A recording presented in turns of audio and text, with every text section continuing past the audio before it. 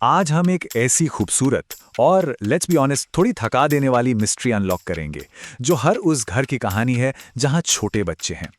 छोटे बच्चे आखिर हर जगह पूरे घर में पेरेंट्स के पीछे पीछे क्यों घूमते हैं। आज के इस एक्सप्लेनर में हम ठीक इसके पीछे की साइंस और बायोलॉजी को समझेंगे। ट्रस्ट मी, इस चर्चा के बाद उन छोटे कदमों को देखने का नजरिया हमेशा के लिए बदल जाएगा। तो चलिए सीधा इसमें डाइव करते हैं।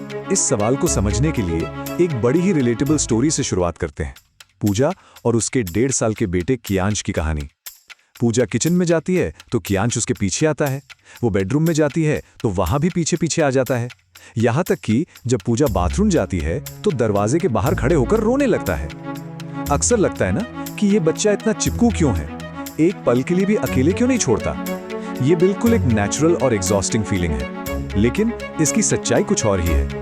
Section 1 the secure base. 1969 में एक बहुत बड़े रिसर्चर थे जॉन बोल्बी। उन्होंने अपनी अटैचमेंट थ्योरी में सिक्योर बेस का कॉन्सेप्ट दिया था। इसका बड़ा ही सिंपल सा मतलब यह है कि बच्चा पेरेंट्स के पीछे इसलिए नहीं आता क्योंकि वो डिपेंडेंट है। दरअसल बच्चा अपने प्राइमरी केयर गिवर के पास आकर सेफ फील करता है और उसके बाद ही वो दुनिया एक्सप्लोर करने का कॉन्फिडेंस जुटा पाता है। वो थोड़ा सा खेलेगा, पीछे मुड़कर देखेगा कि हाँ मेरी माँ या पापा यहाँ है, और फिर खुशी से आगे बढ़ जाएगा। यानी पीछे आना असल में आजाद होने की पहली तैयारी है। एक केयरगिवर बिल्कुल एक सेफ जोन की तरह होता है। साइकोलॉजिस्ट मैरी इन्सवर्थ ने ठीक यही साबित किया था। उन्होंने दिखाया कि जो बच्चे फुल कॉन्फिडेंस के साथ दूर जाकर खेलते हैं, असल में वही बच्चे इमोशनली सबसे सिक्योर और डीपली कनेक्टेड होते हैं। ये इमोशनल अटैचमेंट बिल्कुल नेचुरल और हेल्दी है। एक बच्चे के लिए पेरेंट्स का चेहरा लिटरली एक मैप यानी नक्शे की तरह काम करता है। इसे सोशल रेफरेंसिंग कहते हैं। एक बहुत ही फेमस विजुअल क्लिफ एक्सपेरिमेंट हुआ था।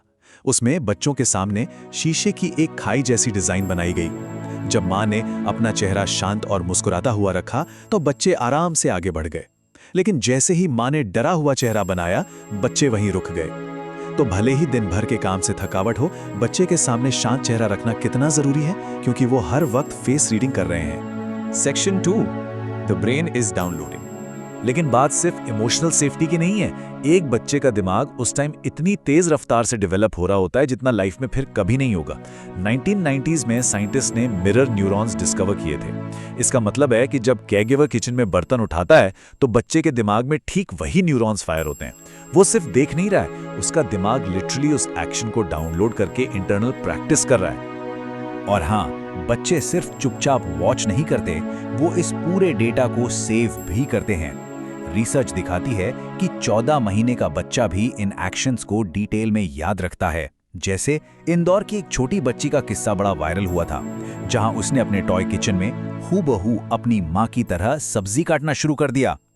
देखने में ये छोटी छोटी बातें बड़ी क्यूट लगती हैं, पर एक्चुअली ये प्योर साइंस और रैपिड ब्रेन डेवलपमेंट का नतीजा है।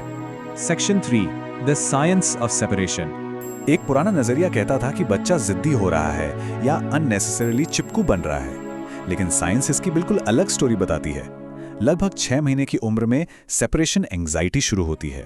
जब बच्चा केयरगिवर से थोड़ा भी दूर होता है तो उसके बॉडी में कॉर्टिसोल नाम के एक स्ट्रेस हार्मोन एकदम से बढ़ जाता है। ये कोई बिहेवियरल प्रॉब्लम नहीं है, ये एक प्योर सर्वाइवल इंस्टिंक्ट है। इवोल्यूशन के हिसाब से बच्चों का बायोलॉजी उन्हें सेफली जिंदा रखने के लिए ट्रिगर कर रहा है। तो आखिर बच्चे सबसे ज्यादा कब चिपकते हैं? मिनेसोटा लॉन्जिट्यूडनल स्टडी ने एक बड़ा ही इंटरेस्टिंग पॉइंट शेयर किया था।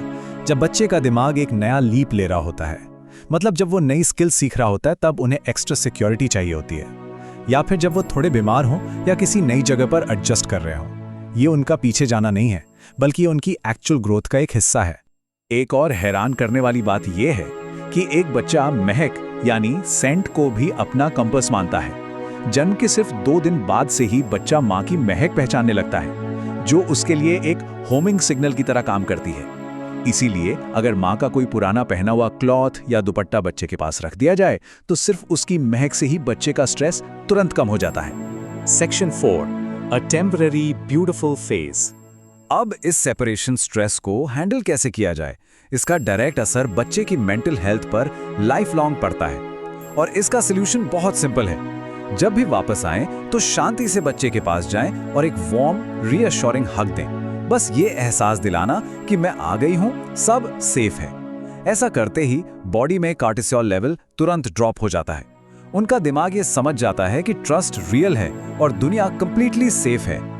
दूसरी तरफ अगर रोने पर बच्चे को इग्नोर किया जाए या डांटा जाए तो वो स्ट्रेस हार्मोन हाई ही रह जाता है। ये उन्हें सिखाता है कि दुनिया अनसेफ है, जिससे आगे चलकर लॉन्ग टर्म एंजाइटी हो सकती है। पर लविंग रीअश्योरेंस देने से एक अनब्रेकेबल ट्रस्ट बिल्ड होता है और यही ट्रस्ट उन्हें लाइफ लॉन्ग कॉन्फिडेंस देता है। तो इस सबका सबसे बड़ा टेक अवे क्या है?